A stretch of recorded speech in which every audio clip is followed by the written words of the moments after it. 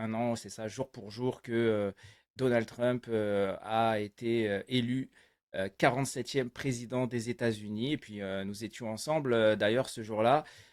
Tu as participé à l'époque à cette super émission de The American Dream, Olivier. Je salue Olivier qui nous écoute sûrement. Et c'est vrai que c'était un super moment. Euh, Est-ce que tu te rappelles, toi, où tu étais? Qu'est-ce que tu faisais à ce moment-là? C'était quoi l'ambiance? T'étais tendu? T'étais confiant? Dans quel état d'esprit tu te trouvais, Olivier? Ouais, alors je te remercie, ouais, on venait de vivre cette campagne, qu'on a vécue tout au fil, des actus jusqu'à cette soirée électorale, hein, qui était vraiment le temps fort, le verdict qui allait tomber et je me souviens avoir participé à votre live assez tard dans la nuit, encore une fois, vous êtes super rassemblement avec, 10 heures, 10 heures de live. ouais, c'était impressionnant et voilà, moi j'étais à cheval entre, le PAF, à savoir, le paysage audiovisuel français et le PIF, le paysage internet français, et voilà, c'était plus léger, plus vivant, plus décontracté et ça m'a permis aussi, voilà, de revenir sur un aspect plus incarné, plus cordial, plus familial avant de revenir dans le tunnel médiatique et ça précédait de quelques heures, bah, l'annonce des résultats et je me trouvais en fait moi dans les studios de France Inter à la Maison de la Radio, mais Radio France à Paris, lorsque le verdict est tombé à 8h30 quand on a su, que Trump allait retourner à la Maison Blanche. Donc c'était un heureux hasard de circonstances de se trouver un peu dans, clairement le temple de la bien-pensance, de Ouais, c'est cette ça. vérité officielle où on allait vous dire que Trump n'était qu'un accident de l'histoire, que jamais il reviendra à la Maison Blanche et bah là, de voir les mines déconfites, j'étais plutôt satisfait de moi et voilà, sans pour autant tomber dans le triomphalisme, de dire: «Voilà, c'était une bonne campagne, on a gagné, Trump a été unificateur». De quand même voir que, ça grattait quand même pas mal, hein, chez les observateurs et les commentateurs et aussi sur le démocrate qui lui, avait son chapeau et est incapable de se remettre en question donc ça en dit long un peu de quelle était l'ambiance de la campagne qui précédait.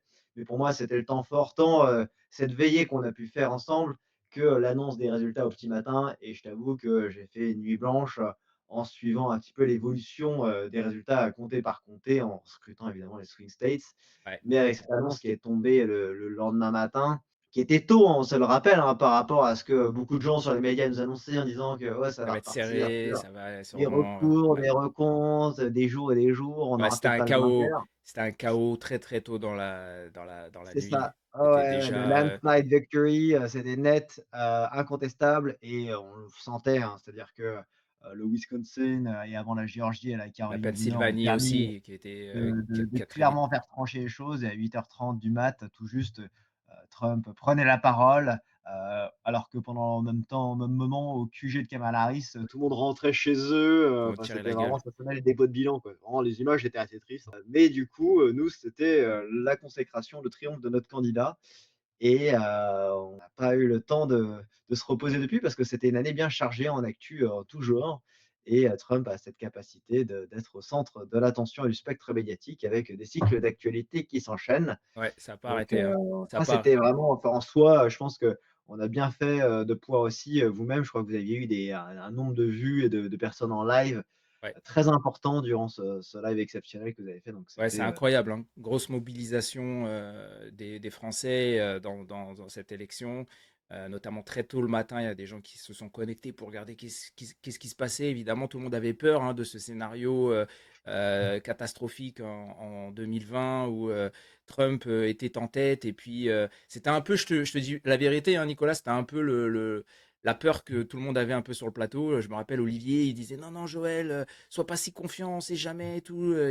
Moi, j'étais très confiant, je te dis la vérité, j'étais très confiant. J'avais déjà, entre guillemets, dit que Trump allait gagner. Donc moi, de toute façon, c'était ça passe ou ça casse pour moi.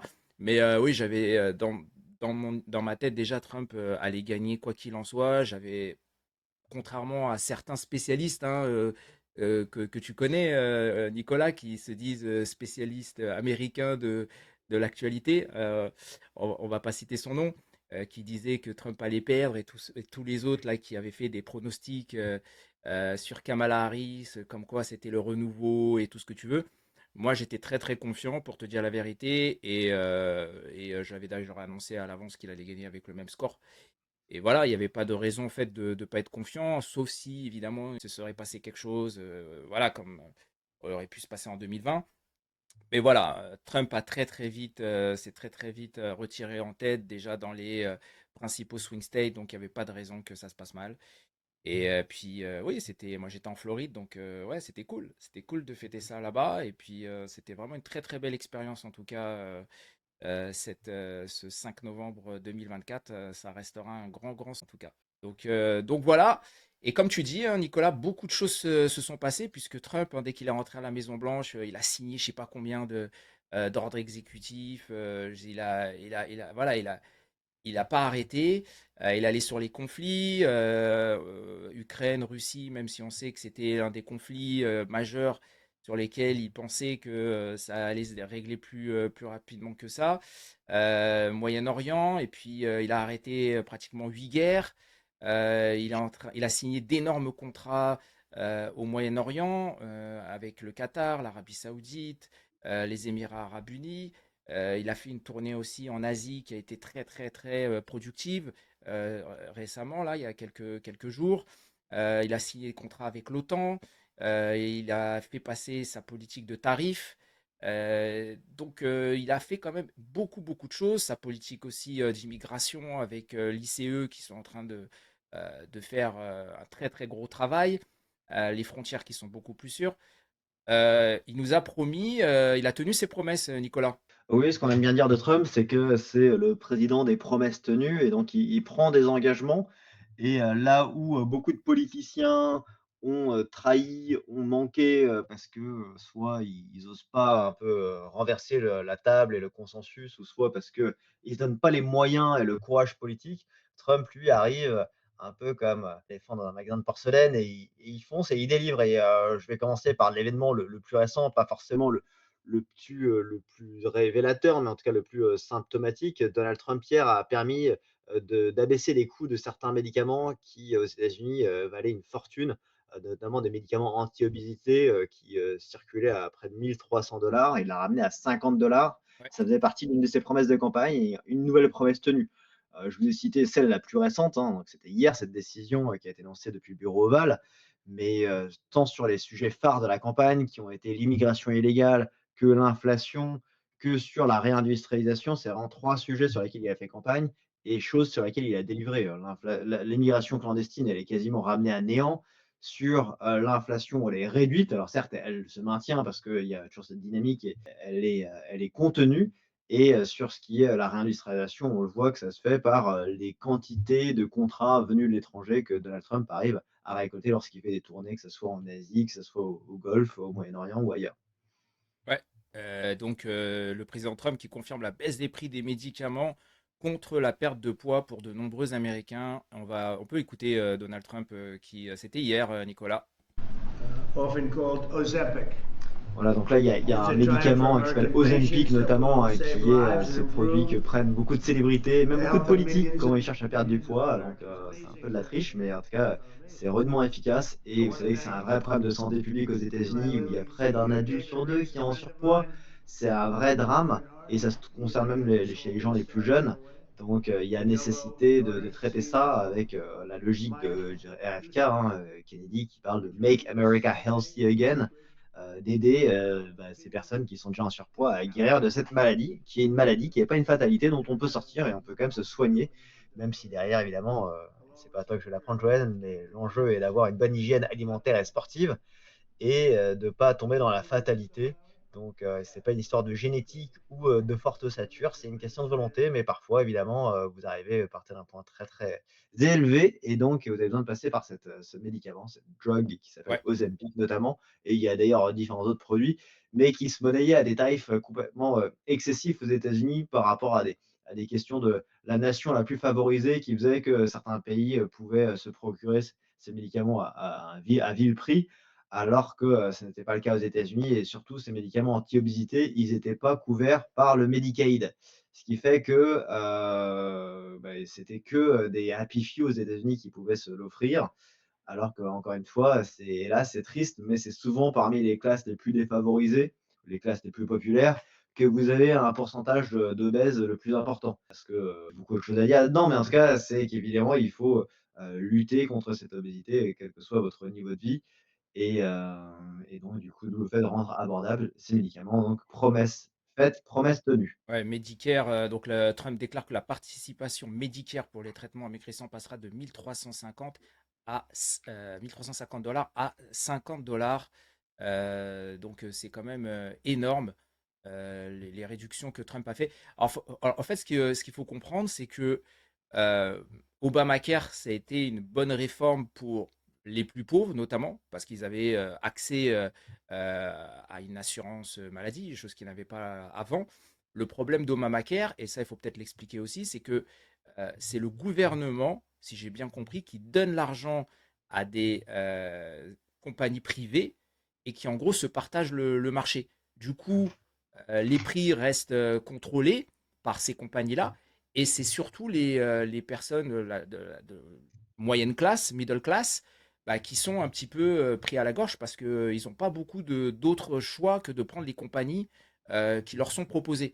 Et ce que propose Trump, c'est de changer ce système-là, à savoir ouvrir le système des compagnies privées d'assurance pour pouvoir justement essayer d'avoir des prix beaucoup plus compétitifs. Un peu comme le téléphone, la téléphonie, le prix des billets d'avion, tout ça. Il veut que ça soit un marché ouvert. Et les démocrates, eux, ont peur du coup que Trump casse le petit bébé d'Obama et voilà. C'est ça en fait les enjeux aujourd'hui, notamment du shutdown, Nicolas.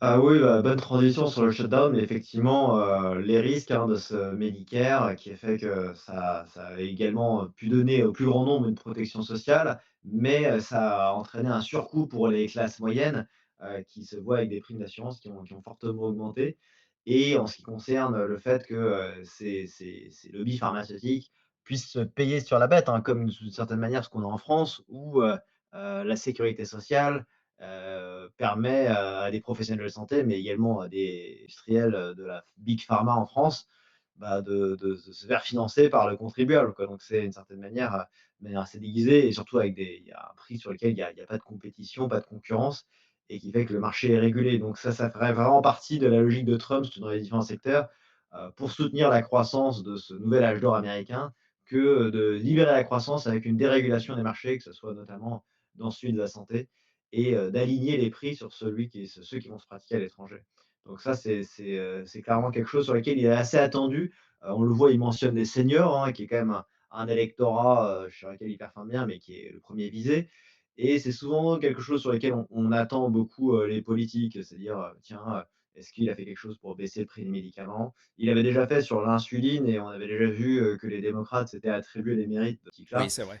Là, ça va clairement être décisif, hein. Faut bien rappeler encore une fois, hein, on le voit, pour ceux qui sont allés amenés à voyager aux États-Unis, l'impact que ça a sur le coût de la vie, hein, ces frais de santé, donc c'est un budget non négligeable qui là est clairement un geste et je trouve que c'est bien parce que ça remet, RFK au centre, un peu du dispositif et de l'administration. Là, il a vraiment une action, majeure et décisive. Jusqu'à présent, c'était juste, il était beaucoup plus sur la partie agroalimentaire, sur des questions de colorants alimentaires. Bon voilà, ça me semblait un peu nécessaire, mais un peu léger. Là, on est vraiment sur quelque chose de décisif et déterminant pour la santé publique qui reste clairement, une bombe à retardement pour les États-Unis, hein. On le dit, l'obésité, elle frappe, 1 adulte sur 2 aux États-Unis. C'est grandissant chez les jeunes. Donc, pour moi, on est clairement sur une promesse qui prépare aussi sans doute, les échéances électorales à venir d'une certaine manière, hein, de montrer que la santé, est clairement au cœur de vos préoccupations Ouais. et on a dit concrètement pour votre portefeuille et votre pouvoir d'achat, on en reparlera avec Mamdani à New York, mais, le thème du pouvoir d'achat, de l'affordability, c'est vraiment le mot clé, bonus, dans notre vie politique américaine à savoir, bah, il faut que vous puissiez vous nourrir, il faut que vous puissiez vous soigner. Ouais, et peut-être ce qu'il faudrait aussi dire, c'est que il y a, alors hier, il y a eu un petit malaise pendant la conférence de Mmh. presse. Alors ça arrive régulièrement. D'ailleurs, ce malaise a été utilisé. On a vu une photo qui circulait où Trump, il était debout comme ça. Regardez, là, ils ont dû prendre à ce moment-là la photo. Il y avait un docteur, hein, le docteur Oz qui était là, hein, tout Mmh. s'est bien passé. Là, ils ont pris la photo à ce moment-là en mettant Trump un peu genre, il sait pas qu'est-ce qui se passe. Voilà, ça c'est les médias. Et après, il s'étonne pourquoi Trump est dur avec les médias. Mais bon, voilà. Ce qu'il faut dire, oui, par rapport à ça, je reviens à Obamacare, c'est que les démocrates, évidemment, c'est quand même de l'argent du gouvernement, et cet argent du gouvernement va pour des entreprises privées. Du coup, ce qu'il ne faut pas oublier, c'est qu'il y a beaucoup de gens dans le gouvernement qui ont aussi un intérêt direct. Parce que forcément, tu choisis les compagnies. Donc, il y a aussi quelque part une sorte de lobbying. Et c'est sûr que mélanger le privé avec le gouvernement, c'est rarement, équitable. Donc forcément, il y a des démocrates, bah, ça leur plaît pas, parce que si demain ils perdent ce contrôle-là, ben, ils vont perdre aussi peut-être de l'argent et forcément, il y a des gens que ça plaît pas au sein du Parti démocrate. Ça aussi, c'est important et évidemment, les gens ne sont pas au courant de ce genre de choses. Il y a des Oui, conflits alors effectivement, c'est d'intérêts. quelque chose qui est critiqué, c'est qu'on parle de ce capitalisme de connivence. En anglais, ça s'appelle le crony capitalism, sur lequel vous avez certains acteurs qui, se partagent le gâteau comme on l'a vu en France avec les télécoms, dans une moindre mesure les banques, mais qui font qu'ils ont une mainmise et une opacité, sur un marché qu'on vend comme libre, mais qui est en fait une rente d'État parce qu'il y a quelques Exactement. acteurs qui se voient partager ça.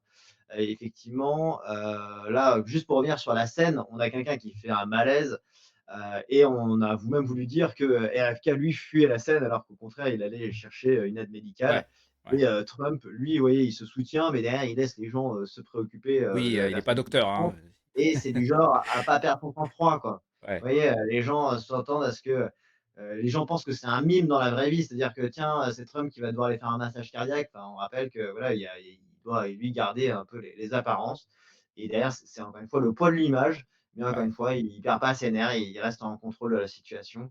Mais, c'est assez symptomatique aussi de cette année qui s'est déroulée où on voit que, ce bureau ovale avec le Reagan qu'on voit là et tous les ajouts qu'il y ouais, a il est fait, sont magnifique. venus vraiment le théâtre, enfin la scène d'un théâtre qui est vraiment, continuel quoi, où sur lesquels on voit les acteurs de la pharma qui sont un peu les faire-valoir de Trump sur cette nouvelle politique, mais, sur lesquels ça se concentre avec la presse qui est là et effectivement, c'est cette transparence et encore une fois, on souhaite un prompt rétablissement à ce PDG de Norfolk là, de cette lobby pharmaceutique, enfin de cette entreprise pharmaceutique qui a eu ce malaise et qui en souhaite un prompt rétablissement. Ouais. Trump, donc hier, qui a quand même annoncé quelque chose d'assez important pour l'avenir des États-Unis, hein. C'est les tarifs dans sa politique de taxe douanière. Lui, il appelle ça tarif, politique de taxe douanière qui doit être confirmée par la Cour suprême. Donc Trump confirme que si la Cour suprême annule ces tarifs douaniers, les États-Unis devront rembourser des milliards de dollars. Nous encaissons des trillions de l'Union européenne, le Japon, la Corée du Sud. On va écouter Donald Trump peut-être. Peu, judiciaire qui est fait avec, certains juges fédéraux qui disent que la politique menée par Trump sur, l'état d'urgence avec ces tarifs qu'il a mis en place et qu'il a décrété, sur la base d'un état d'urgence, ne serait pas constitutionnelle et que, il s'oppose à ça et donc ça va être auditionné, prochainement par la Cour suprême, pour valider ou non que c'est un pouvoir qui, dépend du président et donc Trump aurait la main sur, cette barrière commerciale qu'il utilise aussi comme un levier géopolitique. Et donc, ça va être auditionné dans les jours à venir. Ce sera l'excellent Scott Bessent qui sera présent au rendez-vous. Mais ce que ça dit, c'est que ça mettrait un coup d'arrêt à sa politique de guerre commerciale qui, en fait, c'est pas une fin en soi, c'est vraiment un levier qui permet de réindustrialiser les États-Unis en rapatriant des emplois qui avaient été offshorés en Asie et notamment en Chine. C'est également un outil géopolitique qui permet de mettre fin à des conflits parce que on l'a évoqué que Trump avait mis fin à 8 conflits. Il a souvent utilisé l'arme et la menace de ces sanctions via des barrières tarifaires. Il a réussi à Donc négocier avec la là, Chine aussi. Il a réussi à négocier avec la Chine dernièrement avec un peu le chantage de ces taxes douanières où absolument. il allait mettre plus des tarifs qu'il avait déjà. Donc voilà, il utilise ça un peu comme un levier de carotte et du bâton en disant: «Bah, si vous êtes gentil avec moi, j'abaisse les tarifs douaniers, si vous accédez pas à ce que je vais vous demander», notamment, en ce qui concerne la Chine, le point de départ, ça a été, l'arrivée massive des composants du fentanyl qui est ensuite synthétisé au Mexique et qui va inonder le marché, américain et qui cause des dizaines et des dizaines, pour ne pas dire des centaines de milliers d'overdoses, par an et pas loin de 100 000 morts, eh bien, c'est ça qui a un peu initié, cette mise en place de ces tarifs et donc en soi, on voudrait empêcher au président américain d'avoir une souveraineté sur, ce qui concerne le territoire national alors que c'est purement sa compétence. Et donc, ça devrait être auditionné et au moins, ça devrait, permettre de lever un peu certains des bras de fer, qu'opposent, des juges qui sont militants et qui ont pour l'instant permis de stopper ça, ou du moins de voilà, de stopper ou de casser la dynamique et encore une fois, à partir de là, la Cour suprême devrait se prononcer. Donc, je rappelle juste, hein, la Cour suprême, c'est la plus haute institution judiciaire du pays. Elle est composée de 9 juges fédéraux. C'est des juges qui sont apolitiques. Ils ne sont pas républicains ni démocrates. Ils ont des tendances. Les juges conservateurs et 3 juges progressistes, même si derrière, ils ne votent pas suivant leurs party lines. Ils ne votent pas suivant leur affinité politique. Ils jugent suivant par rapport au respect de la Constitution. Et en général, soit on a des décisions qui sont prises à l'unanimité, et celles qui sont beaucoup commentées sont celles qui sont vraiment les plus disputées quand c'est 5-4. Donc il faut que vous ayez la majorité simple, c'est-à-dire qu'il faut que vous ayez minimum 5 voix, sachant qu'il y a 6 juges conservateurs. Mais hélas, on a parfois des juges conservateurs, notamment Amy Coney Barrett, qui va voter en général, pour faire simple, contre Trump. Ouais, Et c'est là, c'est la la question va être déception. de voir comment c'est développé, parce qu'honnêtement, c'est toute une justification qui permettrait de considérer que ça relève du pouvoir exécutif et donc du président et qu'il n'outrepasse pas ses droits et qu'il n'agit pas contre la Constitution.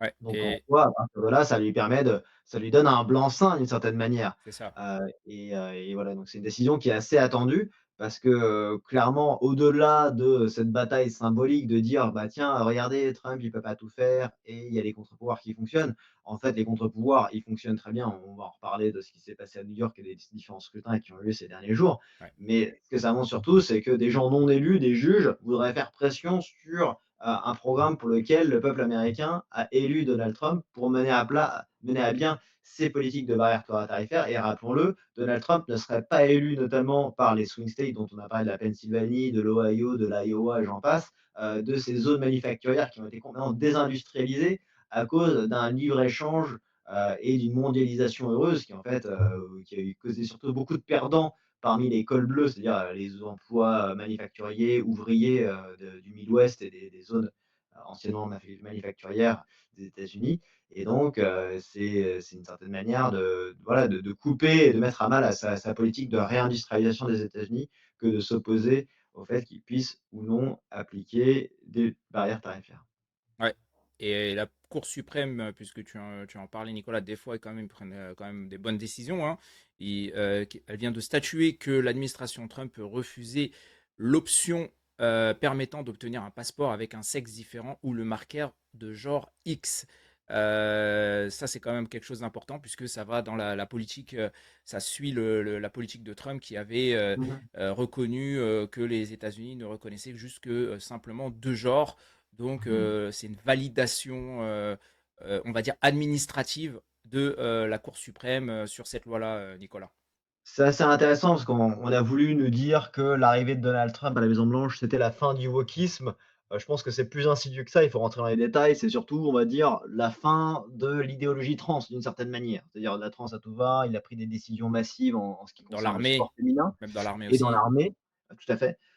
Mais je reviens sur une anecdote récente qui a eu beaucoup de viralité ces derniers jours. C'était à Los Angeles où vous voyez, il y a une femme qui est complètement hors d'elle, qui fait un peu un tollé, un esclandre parce que dans son club de sport, elle se trouve dans les vestiaires avec quelqu'un qui est nu et qui est dans les vestiaires féminins et qui a quelque chose entre les jambes, quoi. Donc, c'est un vrai problème où un homme biologique identifié comme femme se trouve être dans les vestiaires des femmes et figurez-vous qu'à la fin, à la fin des fins, c'est la femme, donc cette femme noire qui s'appelle Tish, qui s'est vue suspendre du club et couper son abonnement. Donc c'est un véritable scandale et qui Ouais, nous dit que ce wokisme, il est encore bel et bien présent et il faut lutter notamment pour protéger les femmes, notamment dans les lieux intimes que sont les vestiaires notamment. Donc ça rappelle encore une fois qu'il faut encore lutter et que c'est jamais un combat qui est gagné d'office. ouais. Et on va passer, donc c'était hier, hein, dernière, là on vous fait un petit topo de toutes les dernières news, hein, de ces dernières semaines. Et bah, ça s'est passé donc hier. Donald Trump a reçu le président du Kazakhstan. Et il a annoncé justement que le président du Kazakhstan allait rentrer dans les accords d'Abraham, donc un pays de plus, Kazakhstan has officially un agreed. pays donc qui vient rejoindre d'autres nations.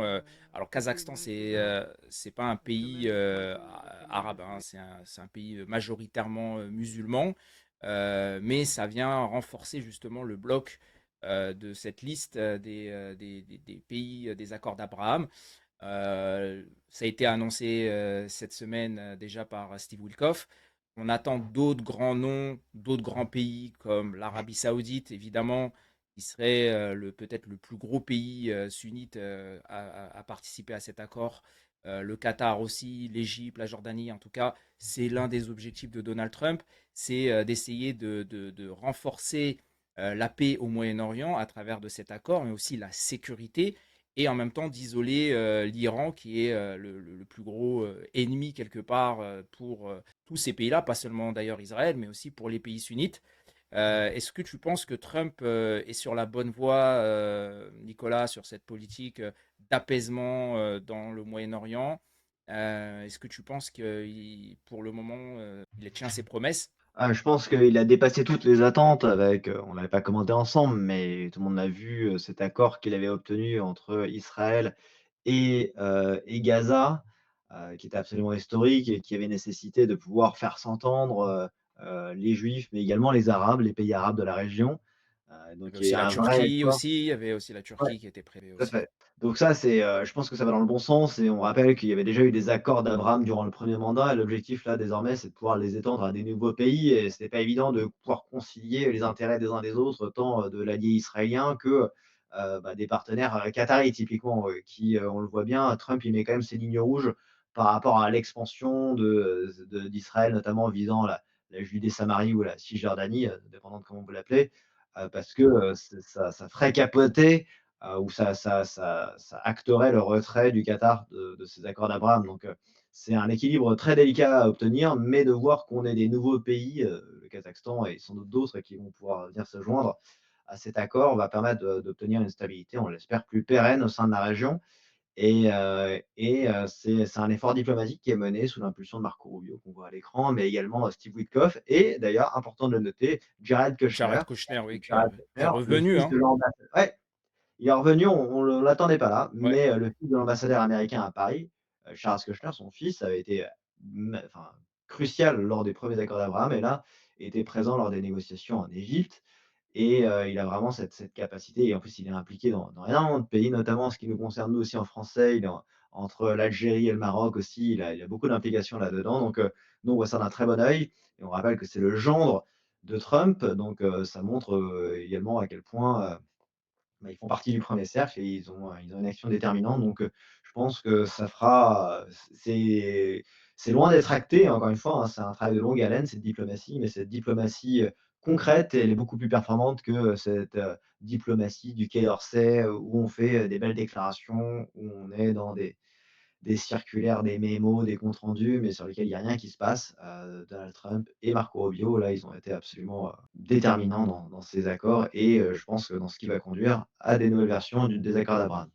Oui, c'est ça. Et Steve Wilkoff aussi, qui ont pour la première fois, hein, parce que ça n'a pas été beaucoup médiatisé, nous on l'a évidemment posté, qui sont allés directement négocier avec les dirigeants du Hamas, hein, qui ont eu directement des approches avec en tout cas les porte-paroles du Hamas, parce que les dirigeants, il n'y en a plus.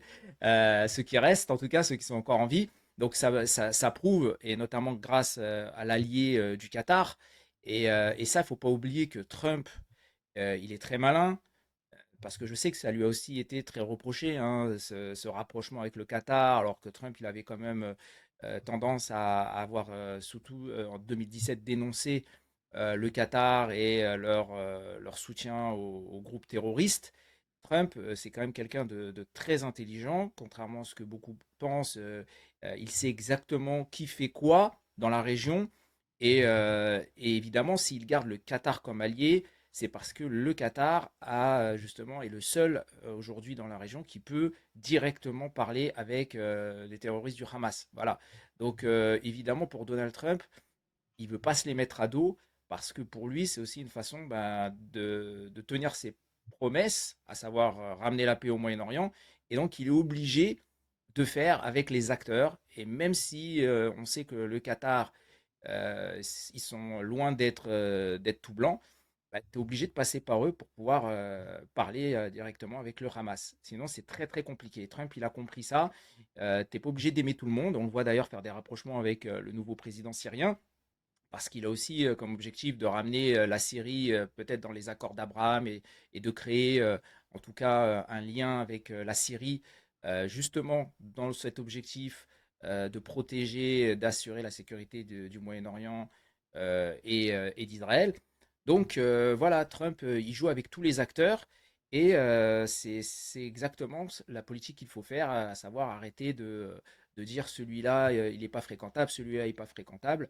À la fin, on parle avec plus personne et puis il n'y a pas de paix. C'est ce que avait fait Biden notamment avec la Russie, avec Poutine, où il avait carrément mis de côté en le traitant de criminel.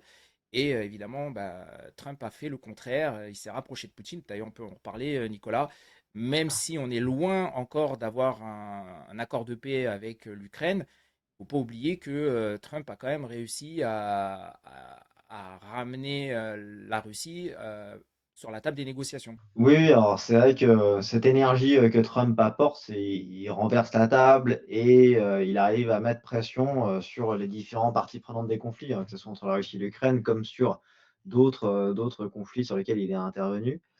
Et de fait, il parvient, ne serait-ce qu'à faire discuter ou à voilà, avoir les différentes parties prenantes, là où le canal diplomatique avait été complètement oublié et où c'était un conflit qui était là, pour s'enliser et s'inscrire dans la durée. Donc, effectivement, il le dit lui-même, hein, il a conscience que ces conflits, déjà, c'est des choses dont il a hérité, Oui, mais qui vont mettre du temps à se résoudre. Et on peut encore être assez optimiste. Voilà, je pense que c'est un espoir qui est fragile, qui est ténace. C'est cette petite lueur qui peut éventuellement aboutir. Et bon, et là, j'étais sans doute un peu optimiste. Je pensais qu'après, après Anchorage en Alaska, à la fin de l'été, on aurait sans doute une issue du conflit d'ici Noël. Là, j'avoue que les oui, choses semblent un peu revenues un peu au calme plat, parce qu'évidemment, on va dire, il y a encore beaucoup des dizaines de milliers de morts par mois sur ce théâtre d'opération, sur cette ligne de front. Mais que par ailleurs, il y a quand même une volonté, on l'a vu aussi, de Melania Trump, d'intervenir sur des sujets de libération des enfants qui seraient, retenus en otage, par la Russie.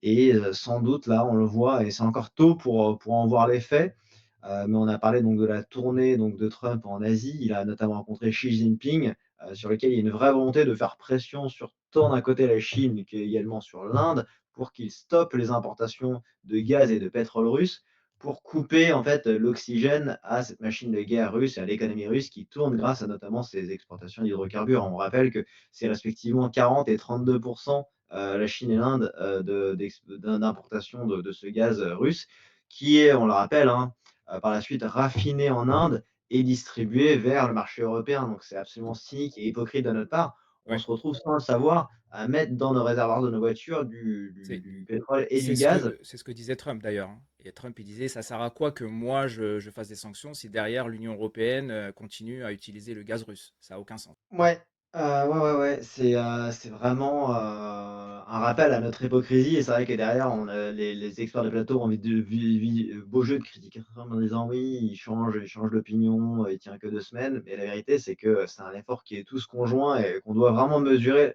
le poids et surtout le coût de ces sanctions-là. C'est-à-dire qu'on peut soit utiliser ça comme une guerre par proxy, mais personne n'a envie que ça se poursuive et si on était véritablement sincère et contre cette guerre en Ukraine, il faudrait mettre en place, ouais, les vrais efforts qui n'ont de sens que s'ils sont menés conjointement, à savoir les sanctions secondaires, c'est-à-dire non seulement on vient mettre des paquets de sanctions qui sont inefficaces contre la Russie, mais on vient taxer ceux qui viennent alimenter le commerce avec la Russie, à savoir notamment la Chine et l'Inde. C'est ça, exactement. Et ça prouve aussi que Donald Trump, contrairement à ce que beaucoup disaient, n'est pas le pantin de Poutine. Et d'ailleurs, il me semble que Trump est l'un des présidents qui a le plus sanctionné la Russie de Poutine. Donc, c'est clairement, et ça, c'est ce qui est souvent reproché à Donald Trump. Donald Trump est soumis à Poutine, Donald Trump est soumis à Israël, Donald Trump est soumis à tel ou tel lobby. Non, Donald Trump, il a déjà plusieurs fois dit, Vance l'a expliqué, c'est un président indépendant. S'il y a bien un président qui n'est pas soumis à qui que ce soit, c'est bien Donald Trump. Et donc, il le prouve encore, même si je sais qu'au début, beaucoup de gens disaient qu'il était un peu hostile à Zelensky. Mais je pense quand même qu'il a énormément changé sa position et on l'a vu évoluer parce qu'il a compris qu'en fait le problème c'était pas seulement Zelensky, mais que Poutine n'avait décidément pas d'intention d'avancer dans les négociations et ça il a un petit peu peut-être sous-estimé ou surestimé en tout cas sa relation avec Poutine, je pense. Voilà, bah, c'est la réalité du pouvoir, hein. Une fois que tu es au pouvoir, forcément, tu te confrontes à la réalité de ce qui se passe. Donc voilà, mais en tout cas, il l'a avoué et je pense quand même que c'est une bonne chose de l'avoir dit. Nicolas, on peut revenir peut-être avec ce qui s'est passé. Donc, ben, c'était hier, en tout cas avant-hier, hein, maintenant, l'élection de Mendani, le nouveau maire new-yorkais. Donc évidemment, ça fait beaucoup parler pour beaucoup de raisons, parce que bon, déjà c'est un, il est musulman, il est considéré comme certains comme socialiste, voire Trump parle de lui comme un communiste. Il a un style, c'est vrai, qui on aime ou on n'aime pas, hein, mais qui a l'air du temps, hein. Il est jeune, il est moderne, il s'adapte très très bien aux réseaux sociaux. Il est à la fois musulman, mais en même temps très progressiste. On l'a vu faire la prière avec les islamistes le vendredi et le lendemain dans les boîtes gays à danser sur de la musique trance avec des queers, à faire du développé couché avec 50 kilos pour de répétitions. Bon, voilà, c'est vraiment le candidat de l'ère du temps et un peu le candidat qui représente un peu quelque part cette population new-yorkaise, multi-ethnique, très wokiste, pro-palestinienne à fond. Que penses-tu de ce candidat, enfin en tout cas de ce nouveau maire maintenant, Nicolas?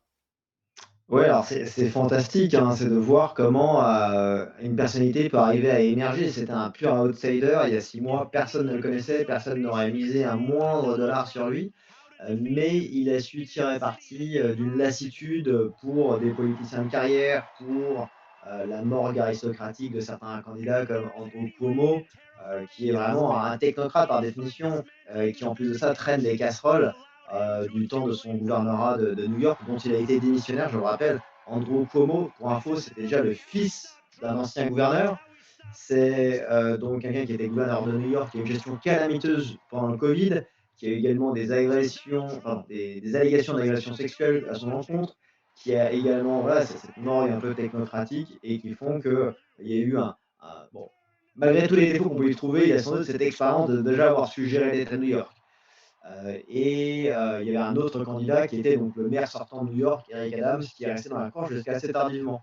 Donc il a pu bénéficier en fait de ce désintérêt, de ce désaveu de la classe politique actuelle pour être un candidat vraiment influenceur et avoir une communication très audacieuse, très léchée et très avec les moyens du 21e siècle. Ouais. Et Il pour s'avère que c'est donc Ougando-indien ouais, qui a beaucoup vécu en dehors des États-Unis et qui a été naturalisé américain en 2018. Il est le fils d'un professeur marxiste et d'une mère qui était vidéaste. Sa mère, elle a même été primée à Cannes il y a une dizaine d'années. Et c'est elle qui gère sa communication et son style qui est très léché. Et vraiment, même pour des qualités visuelles, je vous encourage vraiment à découvrir son fil TikTok et sur lequel il a vraiment su tirer parti de tous ces bad buzz. Il a réussi à les tourner à son avantage avec des communications assez audacieuses, très assumées et très anti-establishment. Donc en soi, la campagne, certes, il a usé de beaucoup de soutien de podcasteurs, d'humoristes, de célébrités, mais également de la marge la plus radicale du Parti démocrate avec Alexandra Ocasio-Cortez, qui est une élue de Brooklyn, de Bernie Sanders, donc vraiment l'aile gauche, extrême gauche du Parti démocrate. Et il a fait campagne vraiment sur des thèmes type campagne liste de BDE ou demain on rase gratis. C'est les transports seront gratuits, les crèches seront gratuites, enfin, tout est gratuit désormais, quoi. Le gel des loyers, ouais, on va mettre en place des magasins alimentaires qui seront gérés par la ville. Enfin, et ça, c'était sur les thèmes de campagne, mais vraiment, ce qui est le plus pertinent, c'est lorsqu'il fait son discours de campagne, enfin son discours d'investiture ou son discours à la presse de victoire, c'est qu'il dit qu'il n'y a pas de progrès, pas de problème qui sont trop importants pour que l'État puisse le gérer. Sous-entendu, désormais, ça sera plus le marché, c'est l'État qui va venir s'immiscer dans vos affaires. Et ça, c'est vraiment euh, à l'opposé en fait du rêve américain et de la manière dont s'est créé New York. Et c'est pas du tout pour ça que New York est devenue la première ville et la première puissance économique mondiale. Donc il y a ce côté où c'est parce que New York est la première puissance économique mondiale qu'elle peut tomber dans le gauchisme, mais pas l'inverse. C'est pas le gauchisme qui en a fait la première puissance économique mondiale.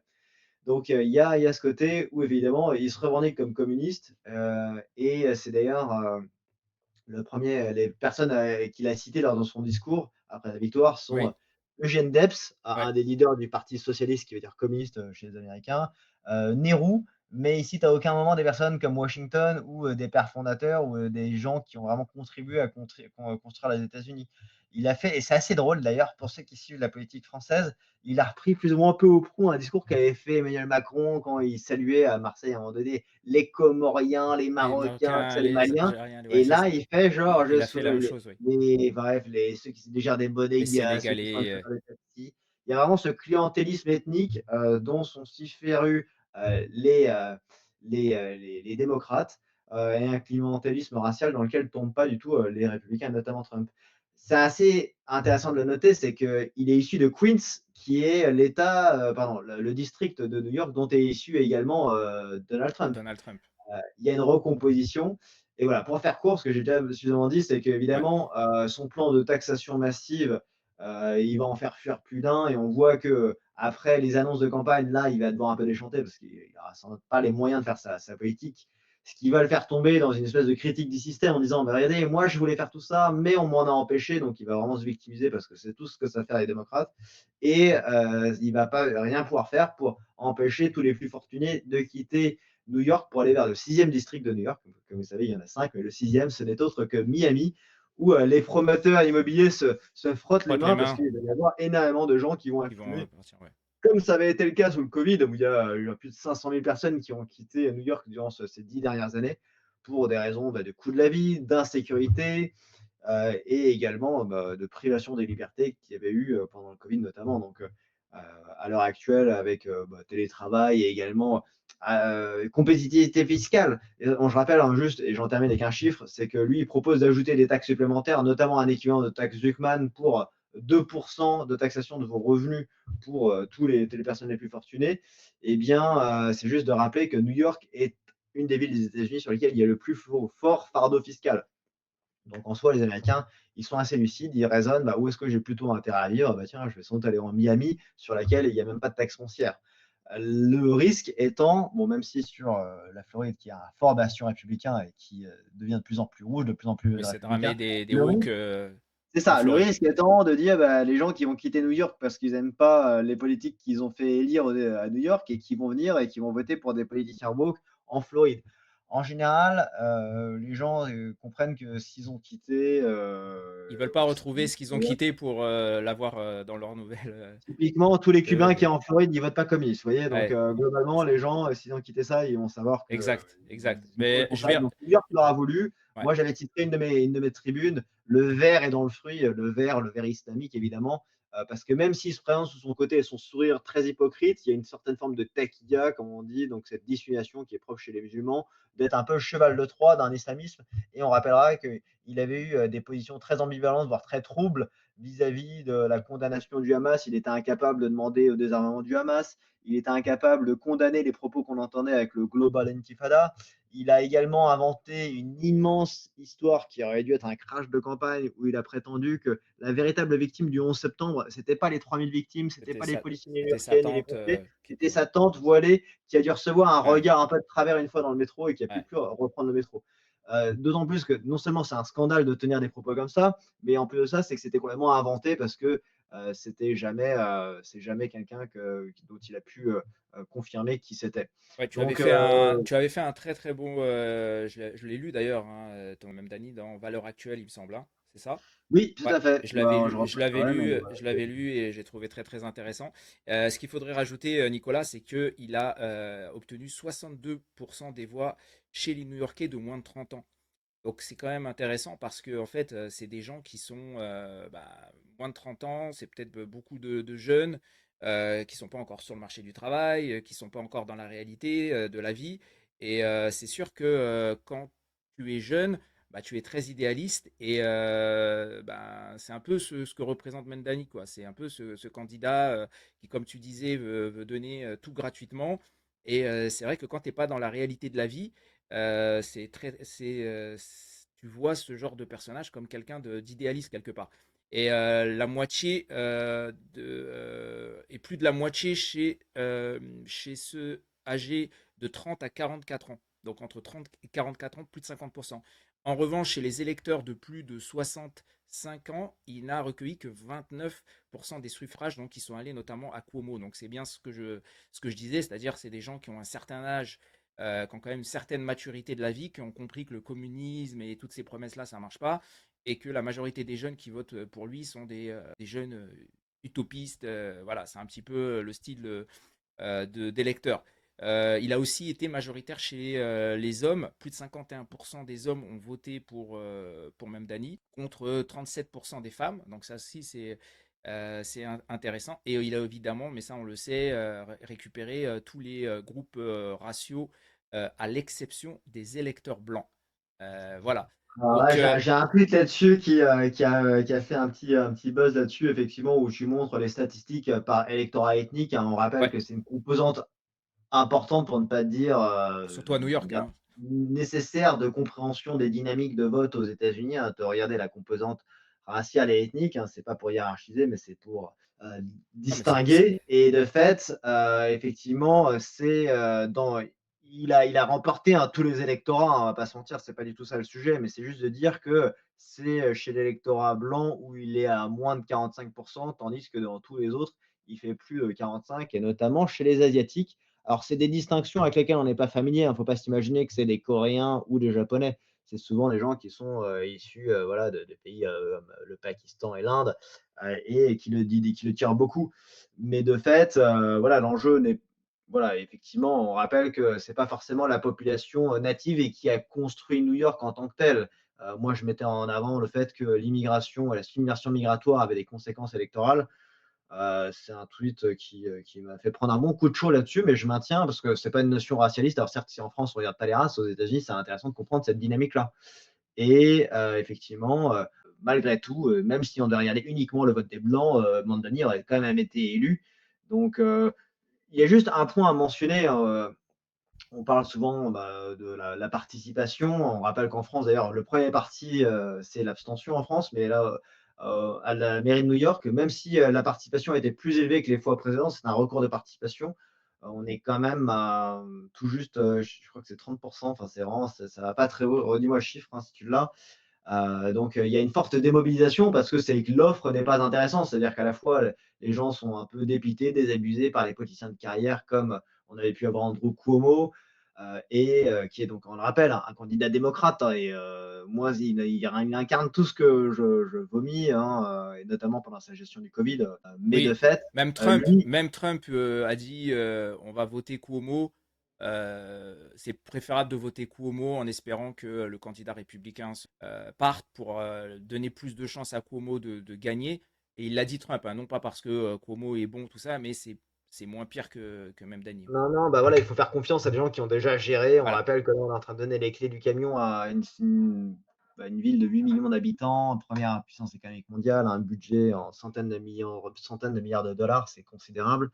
À quelqu'un qui a jamais bossé au préalable, qui a juste fait, des clips de rap et fait des vidéos TikTok. Donc, je pense qu'il y a une grosse prise de risque, mais encore une fois, les Américains et surtout les New-Yorkais l'auront voulu. Donc, moi, je l'ai dit, et peut-être on peut s'arrêter là-dessus, mais que Ouais. c'était en soi la pire chose qui pouvait arriver aux New-Yorkais, hein, de vraiment avoir des politiques communistes qui vont se mettre en place. Tant par rapport à la fuite, les riches vont partir et ça va contribuer à la perte d'attractivité de New York. Mais d'une certaine manière, pour les États-Unis, c'est la meilleure chose qui puisse arriver que de voir l'échec et l'impasse dans lequel va plonger ces politiques socialisantes. et que c'est pas du tout ça qui va contribuer à avoir plus de sécurité, plus de prospérité et plus d'unité au sein d'une ville qui est certes cosmopolite, mais qui avait quand même une âme au préalable et que je pense que plutôt que d'affaiblir Trump vis-à-vis des échéances à venir, ça va sans doute le renforcer, à commencer par des élections de gouverneurs qui auront lieu donc notamment lors d'une prochaines élections de mi-mandat, Ouais, lors des midterms. Il faut savoir, c'est il y ce a le que je voulais Congrès, il y a parler. le Sénat, il y a les chambres des représentants, mais il y a aussi 30 postes de gouverneurs sur les 50 qui sont remplacés, dont New York, qui aura à faire face, donc la gouverneure sortant, Kathy Hochul, face à très probablement Liz Stefanik, bonne Ouais, New-Yorkaise, ouais, très, très affichée, très Trumpiste, oui, qui, c'est pas uniquement New York. L'État de New York va au-delà, donc ça peut aussi changer la dynamique de vote. Et pourquoi je dis ça, c'est que ça va sans doute renforcer la position de certains de ses élus. Et je rappelle, pour terminer, que Mamdani, il a eu le soutien de l'aile gauche du Parti démocrate, et malgré, une fois qu'il a arrivé sa victoire, tout le monde vient chercher à rigoler le laurier. On a pu voir Barack Obama, Joe Biden. Joe Biden, dont on avait complètement oublié l'existence, hein, il était absolument nulle part pendant la campagne. Et Barack Obama, s'il se prétendait conseiller de Mamdani, il n'était pas du tout un soutien affiché. Même ouais. si je prends Kathy Hochul, dont on a parlé tout à l'heure, la gouverneure de New York, initialement, elle a tardé à afficher leur soutien parce que ils faisaient ça vraiment par calcul électoral. Ils ne sont pas du tout sur la même ligne. Voilà, point particulier, Mamdani, c'est pas le visage des démocrates aux États-Unis. Il va y avoir une primaire sur laquelle ils vont sans doute s'entre-déchirer pour savoir qui doit incarner cette voix. Est-ce que c'est une voix plutôt centriste, une voix plutôt wokiste à la Newsom, ou une voix plutôt communiste à la Mamdani, qui, rappelons-le, ne pourra pas être président des États-Unis parce qu'il n'est pas né américain. Mais ça montre qu'il va y avoir une vraie crise d'identité sur la plateforme, ce qu'on appelle la plateforme portée par le Parti des démocrates, et qui devra incarner. Alors, je vais dernier thème, hein, puisque on est maintenant, tu l'as dit, Nicolas, à moins d'un an des midterms, qui sera quand même important pour la fin du mandat de Donald Trump, hein, savoir qui va contrôler la Chambre et le Sénat. Mais aussi, et ça on peut en parler, hein, quelque part, c'est aussi la succession de Donald Trump. On sait que aujourd'hui il y a des potentiel candidat, notamment J.D. Vance, qui est favori dans le sondage. Et on peut quand même aussi, après cette première année, presque un an, ça sera le 20 janvier, hein, à Trump, faire un bilan sur le vice-président J.D. Vance, qui s'annonce comme un très, très gros favori pour la succession de Donald Trump. Qu'est-ce que tu as pensé, Nicolas, très rapidement, hein, de J.D. Vance? Ça a été sans doute le vice-président le plus dynamique qu'on a jamais vu, hein. Je pense qu'il a redonné un peu un souffle à ce poste qui était un peu limité en termes d'exposition. Et J.D. Vance, il a véritablement redonné de la dynamique à ce poste vice-président. On l'a vu prendre beaucoup d'initiatives. Il a eu des discours en Allemagne, à Munich. Il a été aussi là présent pour les grands rendez-vous face à Zelensky, dans les coups internationaux. J.D. Vance, il a vraiment révolutionné le poste de vice-président et il s'affiche clairement comme un bon successeur pour Donald Trump. Qu'en penses-tu, Nicolas? Même si c'est encore un peu trop Ouais, tôt, hein, pour le dire, hein. c'est ça. Oui, on se le dit, hein, mais bon, moi, déjà, tant dans sa nomination, il y avait vraiment un choix de bon sens et de pas faire de concessions sur la ligne America First de Donald Trump. Donc, J.D. Vance, c'était le choix tout désigné, et aussi un choix sur l'avenir, hein. C'est le deuxième plus jeune vice-président de l'histoire des États-Unis, et qui, selon moi, a fait une année avec un sans faute. Alors certes, il a pu bousculer, voire même littéralement, certains chefs d'État et bousculer les lignes, mais il a clairement, il a vraiment, s'est vraiment identifié avec des prises de position fortes lors du discours de Munich, mais également dernièrement auprès du soutien apporté à Ike Hacker, qui est dans pas sa candeur, mais son approche hyper naturelle et très spontanée lorsqu'il s'exprime à la tribune ou dans différents entretiens. Donc, je le trouve très puissant. Je pense qu'il va quand même être contesté en interne par sans doute même d'autres candidats MAGA dont on a pu parler, comme Marco Rubio, et voire même il y aura évidemment d'autres candidats qui seront sans doute sur une Oui, ligne Ron non DeSantis, MAGA. hein. Faut pas oublier Ron DeSantis aussi, parce qu'il Ron a été DeSantis, il parce a, que lui, il aura vraiment les espoirs de revenir, mais voilà, d'anciens classiques du parti qui vont dire qu'il faut qu'on revienne à une ligne plus traditionnelle et conservatrice. On voit que, on sera peut-être pas d'accord là-dessus, mais qu'il y a quand même une petite poussée au cours de ces derniers mois avec une ligne plutôt néoconservatrice qui existe tout de même au sein du Parti républicain. Je pense pas pour l'incarner à des Lindsey Graham, mais des gens un peu dans ce style-là, parfois en fonction du on le lit, alors c'est pas une politique anti-Israël qu'il y a au sein de MAGA, loin de là, même s'il peut y avoir des lignes de fracture, mais de voir, quels seront ceux qui le sont davantage et dans une logique plus néoconservatrice que ceux qui, veulent être davantage être sur une ligne d'America First. Mais voilà, Enfin, ça malgré le sera fait quand que c'est quand même, tu es d'accord avec moi, Nicolas, on va pas quand même se plaindre, qui est comme concurrent des Ron DeSantis, des Marco Rubio, je veux dire quand tu regardes, peut-être Ted Cruz, je ne sais pas, quand tu regardes quand même la liste des concurrents potentiels de JD Vance, moi je les prends tous, hein, personnellement, hein, tu vois? oui. On est voilà. Oui, tu aurais même pu me montrer, il y a Pete Hegseth sur la vidéo d'avant, Pete c'était Hegseth, oui, même s'il a présente, encore pas enfin, beaucoup prononce. d'expérience, mais Maintenant, voilà, je pense qu'il littéralement et tout va dépendre, je pense qu'on le saura dès le lendemain des midterms, qui est candidat annoncé, on le rappelle, même si, Steve Bannon avait laissé entrevoir qu'il fallait absolument que Donald Trump, se lance dans la ouais. course pour un 3e mandat. Évidemment, la constitution ne le peut pas. Donald Trump aura 82 ans arriver à cette date-là. Et il aspire peut-être à aller faire des tournois de golf et à autre chose plutôt que de courir le monde, à faire des tournées en Asie, au Ouais, avec Moyen-Orient. Trump, ouais, je serais pas surpris que si on lui donnait la possibilité, ça le dérangerait pas de continuer, hein. Trump, on l'a vu, hein, il a fait sa petite tournée en Asie, il a pas dormi, il allait jouer au golf après. Enfin, je veux dire, c'est sûr que. euh, mais bon, Sans dans tous les cas, ce s'immiscer serait une bonne chose. évidemment, je pense que ça va vraiment dépendre en fait des succès de la ligne qui est portée par Donald Trump et sur lesquels on a encore du mal à mesurer, toute l'ampleur des résultats. Ouais, Il y a des choses qui seront plus sur le long terme et en fonction de si ça soutient, vous savez, on dit aux États-Unis: «It's the economy stupid», si, l'économie est au rendez-vous, ça pourrait être un successeur naturel, voire même, heu, adoubé par Trump, même si ça sera quand même aux électeurs républicains de se prononcer lors d'une primaire. Si jamais ça ne venait à moins être au rendez-vous et que celle qui est une bulle, ou une récession éventuelle pour plein de raisons, mais qui serait imputée à Trump, même si ça c'est pas forcément uniquement lié à lui, il pourrait y avoir une volonté de se détourner de cette ligne. Mais, moi je suis très optimiste pour, l'année 2026 à venir. Je pense qu'elle va vraiment apporter des on va ouais, vraiment commencer à mesurer les gains de productivité liés à tout à fait. l'IA, avec il y aura sans doute des transformations en profondeur. Je pense aussi, les résultats de la politique diplomatique et Puis les tarifs qui vont commencer à payer, voilà, taxes douanières, s'il passe, qui nous permettent de le conforter dans sa situation et on a conscience donc tous ceux qui s'affolent en regardant des sondages aujourd'hui, ils cèdent à la panique et on l'a vu, c'était comme ça nous rappelle il y a 1 an en arrière quoi. C'est les gens disent: «Ah regardez, Trump il va perdre l'Iowa parce qu'il y a un sondage», mais en fait, ils perçoivent pas réellement ce qui se passe sur place, ils prennent pas le pouls et la température. Ils savent pas lire l'heure qu'il est comme on dit aux États-Unis et donc ils vont voir en fonction de ce qui va se mettre en place pour l'année à venir et je suis assez optimiste, notamment, bah, comme on l'a dit, hein, pour reboucler avec, le début de l'entretien avec, Trump, le candidat des promesses tenues, qui délivre notamment sur, notamment les médicaments et sur d'autres sujets, sur les coûts de et la ouais, vie. ouais, Ils vont encore une fois, je le rappelle, hein, mais tant aux États-Unis qu'en France, et je fais cette liaison et même cette autopromo, la question de l'affordability, donc du coût de la vie, du pouvoir d'achat, c'est un sujet qui est clé. C'est ça qui a valu l'élection à Zoran Mamdani, mais ce sera un thème clé lors des prochaines élections de mi-mandat et c'est une thématique qui est aussi très présente aussi en France, même si on a d'autres problèmes et du coup, qui nous interroge sur, est-ce que nous-mêmes en France, on est prêt à accueillir un Trump français? Est-ce que par rapport à cette instabilité, ce verrouillage institutionnel, cette lassitude du personnel politique, est-ce qu'on ne devrait pas s'inspirer davantage du style de campagne de Trump ou d'une certaine manière à la Mandani aussi, hein, qui a cassé les codes et su faire bouger les lignes? Est-ce que ça doit aussi nous interpeller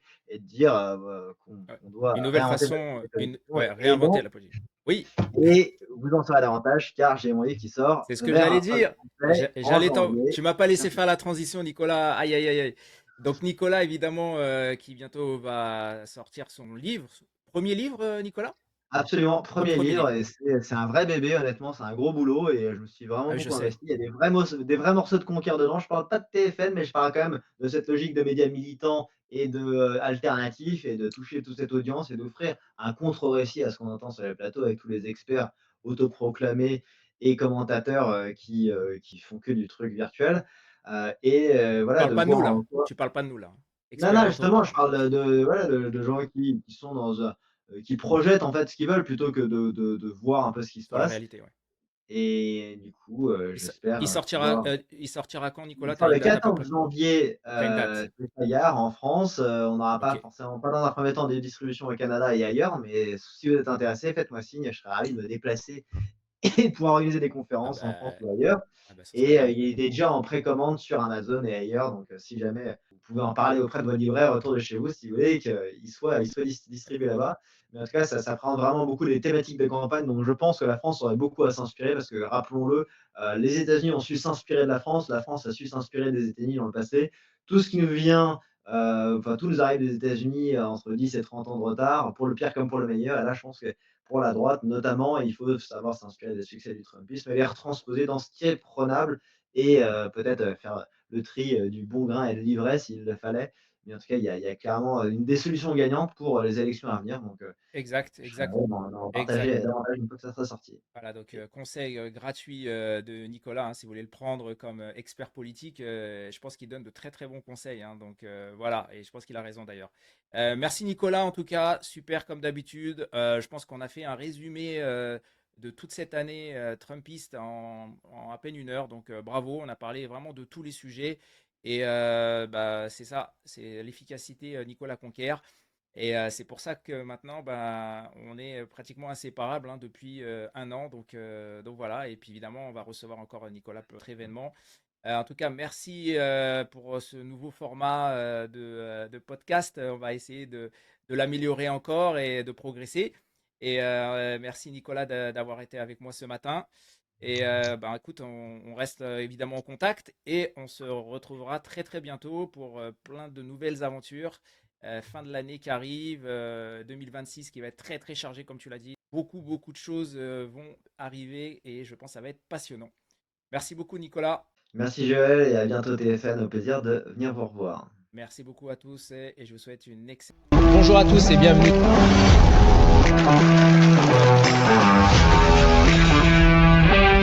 Trop bien, ça c'est un projet que t'as derrière toi. Produire américain, fabriquer américain. Don't tell us what we're gonna feel. Donc toutes les relations avec l'Ukraine et de les laisser se débrouiller tout seul. Well, that's what he does. That's fine. It's up to him. It's not up to me. I'm with the United States. I'm not with France. Ça ne m'émeut pas. She's done a fantastic job, and thank you very much. C'est parti.